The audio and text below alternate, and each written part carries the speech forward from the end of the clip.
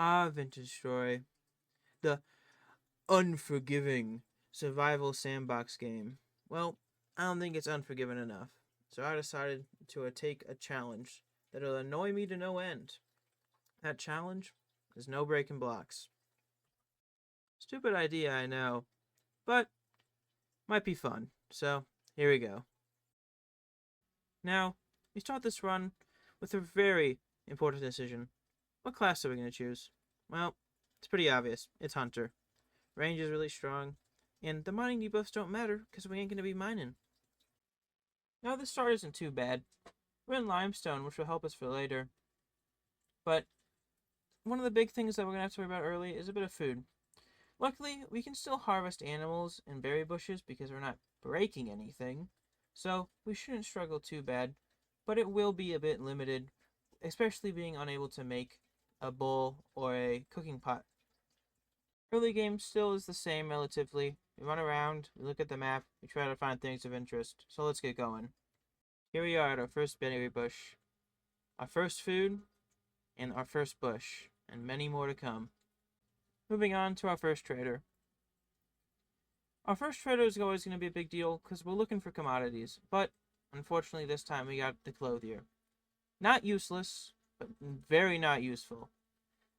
We can buy linen off the clothing trader, which can be helpful, but relatively speaking, we're not going to use him very much.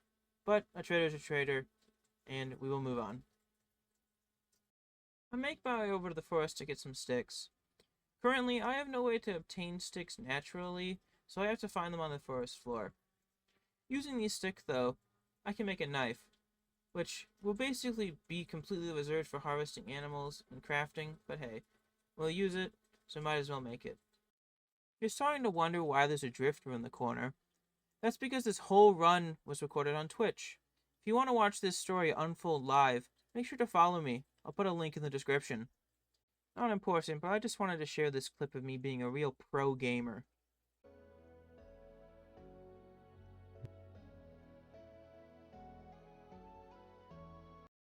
Now, the next source of loot that we really have access to is ruins. Exposed bony soil does have its place. If we do get a pan, we can pan it for some materials and loot that we'll use later. And there's also the vessels that once we do get access to some sort of block breaking we can use, but for now, kind of useless. Here we get some nice trader and ruin action 2 at a time. Unfortunately though, this trader is an artisan. While we can't really buy anything from them, they do have a bit of usefulness for selling, but a bit niche. We're probably not going to get the materials for a long time, but still, trader's a trader. The ruins nearby, they're alright. Nothing special. Well, I can bomb them later.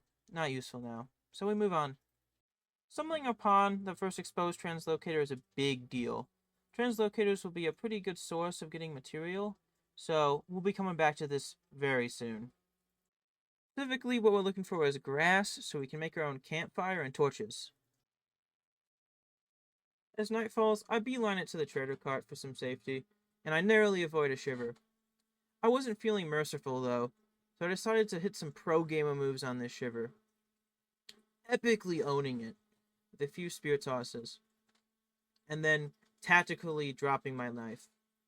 But I pick it back up and harvest the body. Unfortunately, I get nothing, but what do you expect from a service shiver? And that's how I end my first day. Overall, not really a bad day. I get some ruins, I get some traders marked, a little bit of exploring, a translocator was found, is what it is. Upon awakening, I could swear that I heard a drifter, so I decided to go and take a look for it. Upon spotting the drifter, I gave chase. 2 spear throws later, and a lucky little harvest, I get a drop that many would love to see. A temporal gear. Unfortunately for this run, that ain't too useful. My spawn ain't important, and I really have nowhere else to use it. Back at the translocator, now with a bit more material to escape, I decide to drop down. Well, first I make sure that the area is safe. I see a little drifter. I take care of him. Then I go to looting. We got some torches, which is great. Unfortunately, though, no grass. Which, it is what it is. It's a rare drop. Gotta keep on moving on. A little check through the rest of the cave. Think of interest. I guess it's time to leave.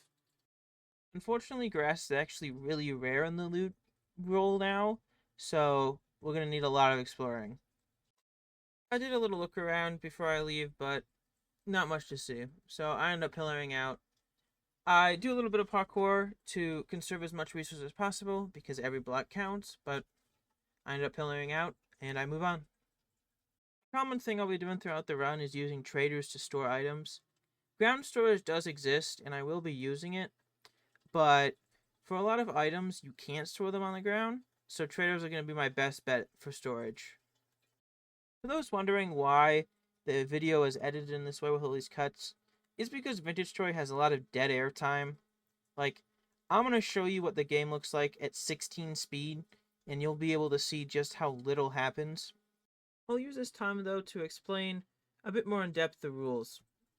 So, what I mean by no breaking is, I can't use the Seraph's abilities to break blocks. No cutting, no chopping, no mining. I can pick things up, place things down, I can harvest, I can pick berries, I can place a bucket, I can move water, I can do all that stuff. Here I find some exposed copper. While surface deposits do exist, and I know where a lot of them are, exposed copper is a bit more useful because I don't have to use a bomb to break the soil, so it's pretty resource efficient to just go to the copper direct. Hey look, there's some olivine too. Night falls, and I end up coming across a survival goods trader. Not too high on the list of traders, but not too useless either. There'll be a good source of buying bronze tools, mainly just weapons like the spear, but I can also sell things to them. And since I won't be using my bronze that I obtained myself for tools to break things, I can make a good chunk of change from these traders. So, not a bad find. This marks the end of day 2. Not a bad day. More traders, more ruins, more progress. You know how it is. Next day, while exploring a desert, we come across a trader cart that appears to be empty. But no. Unfortunately, it's another clothing trader. Well, not too useful. Again, not completely useless, so I don't mind. This is our first underground ruin proper that we found. It is the Blackguard variant. Unfortunately, no Blackguard armor, just the Nadian cap. But, you know, clothing's clothing. We go in the back and we find the shield and axe. Not too particularly useful. We can make an axe any time, and shields just aren't very strong in this game, unfortunately. I may get some use out of it. I may not. I decided to take it with me, but we'll see how much it gets used in this playthrough. Moving on, I stumble upon another rune. Unfortunately, it's the bony soil variant, which isn't too useful because I can't process bony soil now, but a big drop happens. In the crates, we find bowls. This is huge because we don't have access to clay for a long time. So getting clay objects can completely change how I progress the game. And bowls are a big one because fat lamps. We can finally unlock light if we can just get some fat. We head back to the trader to dump some items that we want to keep but can't really carry on. And I decide the shield's one of those items. I'm not going to use it often, so I leave it with the trader. In another cave, I found another ruin. And I find what I thought at the time was probably one of the most impactful drops I could get, being an aged log. I thought it was useful because I could make a pan with it. But for some reason, you can't make a pan with an aged log, which makes no sense, but okay, Vintage Story. Utterly defeated and disappointed, I have to move on. And move on I did, into a forest, hunting down a wolf. And this marks the first time we acquire light in this run. With this dead corpse and the fat that I got from it, we can make a fat lamp. Oh yeah. And a little treat of a clip of the Viet Cong Bowtorn. Coming across another trader at night, we run into probably one of the most impactful traders of the run so far, being a furniture trader. These guys can sell lanterns, which this one does, and I end up buying it. Lanterns are pretty impactful because they basically serve the purpose of infinite blocks and light, so super useful and definitely worth the 8 gears. Also, I foolishly leave the bowl and the other fat lap behind, mainly because I don't have the inventory space, but I'll regret it at a later date. Out exploring again, I stumble upon another translocator, but this time, it's clogged up by a stalagmite. Luckily, though, I'm still able to loot most of it. There's some metal scraps, some thatch. Very, very luckily, 6 twine, which I'm able to turn into a linen sack to basically increase my inventory by 50%, which is huge. But other than that, very unfortunate block off, but not the biggest deal because I was pretty much able to loot the whole thing. So, big dubs. I ended up going down the cave system a little bit more and stumbled upon the skeleton room. It's not really good. There's a lot of apparel trash in here that I won't be using. And there is the rusty gear corner, which could come into play at some point, but I doubt it. A pretty mediocre rune for this run.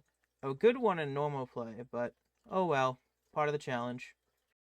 Oh, you mindlessly watch past me run through a cave system for a few minutes. Let me explain the real game plan, the real meat and bones of this challenge. First is, how do we actually start breaking things, or actually at least obtaining items to make progress? Well, we're going to be relying on bombs heavily.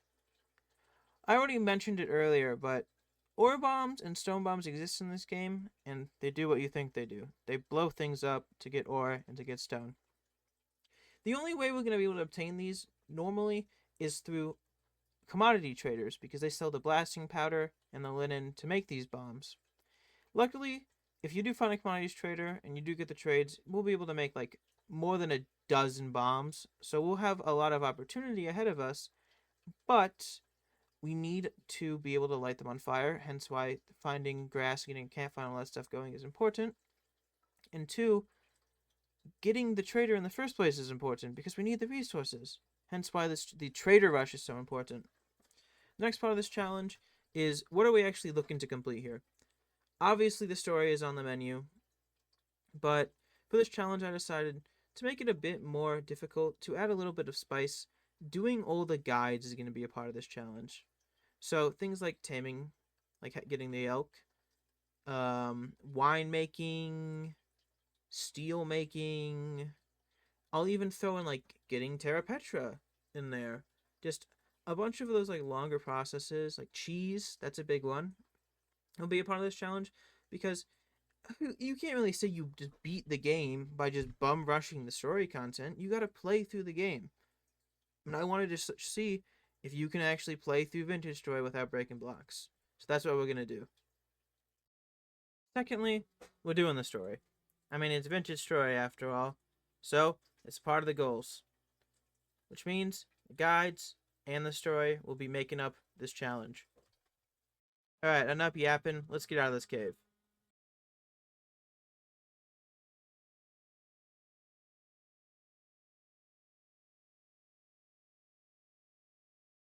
Alright, out of the cave we are. And look, some high fert soil. It'll be helpful later. I can get it. But for now, we're just not going to move on. And in the distance, we got a trader. Comment down below which trader you think it is. First one to guess wins nothing. Alright. And it's an artisan. Not too useful. Again, something to sell to, but really nothing to buy. Is what it is. Another translocator pit stop. A little check of the chests. Nothing too important. We move on.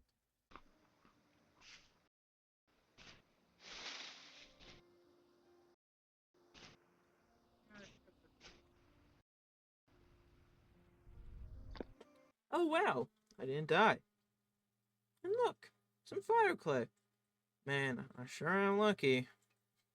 Continuing down this little crevice I fell in, we got a little bit more ruins to look at. Our first little lore tapestry, and some more, apparel trash. Is what it is. Not too useful, but hey, can't complain. Now topside, I stumble upon this cart, which I think is a luxury trader. But no, it's actually a building trader. Building traders aren't too bad. They're a way to buy blocks, and one, we can sell some metal scraps for them, which would free up some inventory space. But for now, it's just going to get us a bit more gears. Doesn't matter though, we can just store things in the chest in the cart, which is alright.